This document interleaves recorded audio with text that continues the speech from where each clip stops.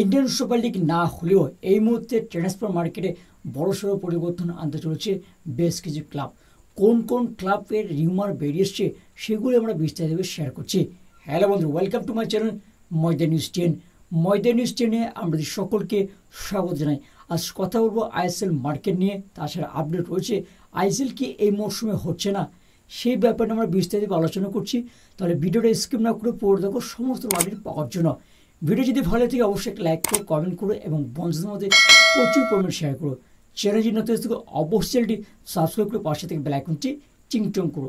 Indian football, world football ও local ফুটবলে সমস্ত update সবার আগে পেতে চলো বন্ধু, বেশি কিছু কথা বাড়াচ্ছি না, সরাসরি মেন টপিকে বা মেন আলোচনার দিকে যাওয়া যাক। আইএসএল কি এই বছর হচ্ছে না তা নিয়ে এখনো পর্যন্ত কোনো চূড়ান্ত আপডেট বেরিয়ে আসেনি। কথাবার্তা চালাচ্ছে। এবার দেখার বিষয় একটা যে আইএসএল কি সত্যি এই মরশুমে বন্ধ হয়ে যাচ্ছে। যদি বন্ধ হয় তাহলে আইএসএল-এ বেশ কিছু ক্লাব ক্ষতিগ্রস্তের মধ্যে পড়বেন। এই মুহূর্তে আপডেট বেরিয়ে আসছে যে আইএসএল-এর ক্লাবগুলি প্লেয়ার সাইনিং করতে ধীর চলনীতি প্রয়োগ করছেন। মানে তারা নাকি চাইছেন আইএসএল থেকে কোনো তথ্য না বেরিয়ে এলে বা কোনো সংকেত না এলে তারা প্লেয়ার সাইনিং করবে না। তো প্রথমে আপডেট বেরিয়ে আসছে মোহনবাগান সুপার জায়ান্টসকে নিয়ে। মোহনবাগান সুপার জায়ান্টসের ঘরের ছেড়ে কিয়ান নাসিরকে ফেরাতে চলেছে মোহনবাগান সুপার জায়ান্টসের ম্যানেজমেন্ট।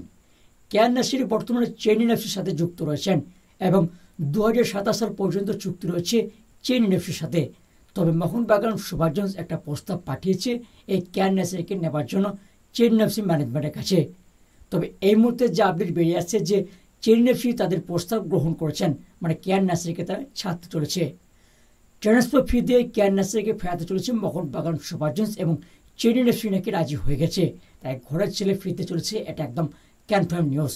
মানে কিয়ান নাসিরকে আমরা মোহনবাগান সুপার জায়ান্টসে জার্সি দেখতে চলেছি পরের মরশুমে, মানে আপকামিং মরশুমটা যেটা আসছে সেই মরশুমে যদি আইএসএল হয় তো তাহলে কিন্তু আমরা কিয়ান নাসিরকে মোহনবাগান সুপার জায়ান্টসের জার্সিতে দেখতে চলেছি।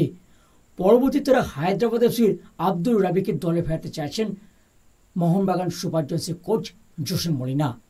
তবে হায়দ্রাবাদ এফসি এই ফুটবলারকে ছাড়তে পারে একটা শর্ত রেখেছে।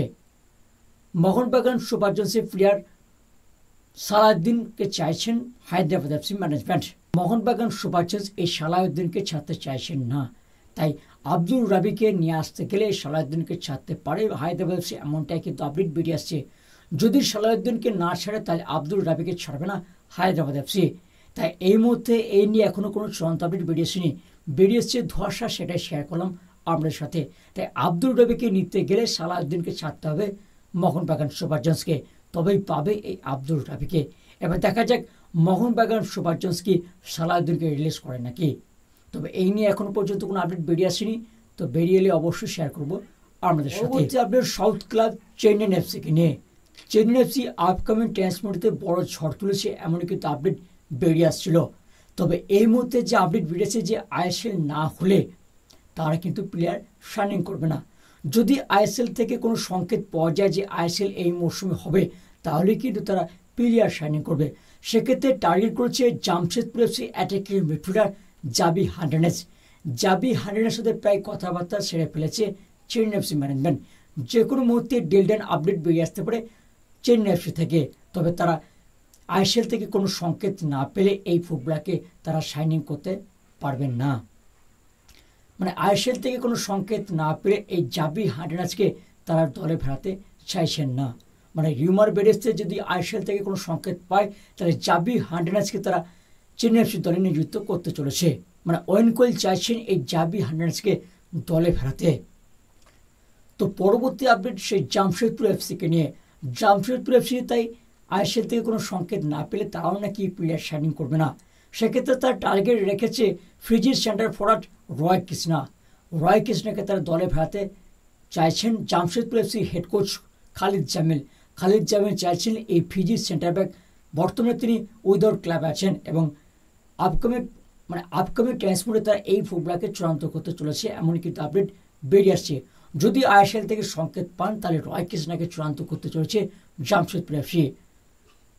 আগের মরশুমে তিনি উড়িষ্যা এফসি ছিলেন এবং এই মুহূর্তে তিনি উইদাউট ক্লাবে আছেন। তাই সম্ভব রয়েছে হিরোল্যান্ড সুপার লিগে আবার কিন্তু রয় কৃষ্ণকে দেখতে পাওয়ার। তবে আইএসএল হলে কিন্তু এই ফুটবলার জামশেদপুর এফসিতে আসতে পারেন, এমন কিন্তু আপডেট বেরিয়ে আসছে। তবে এই মুহূর্তে যেগুলো আপডেট বেরিয়েছিল সেগুলো শেয়ার করলাম আপনার সাথে। তো ময়দান 10 নিউজ আপডেট এটুকু থাক, পরবর্তী কোনো আপডেট বেরিয়ে এলে অবশ্যই শেয়ার করব আপনার সাথে। তো ভিডিওটাকে শেষ করছি, দেখা হবে পরের এপিসোডে। ততক্ষণের জন্য ভালো থাকবেন, সুস্থ থাকবেন, টাটা।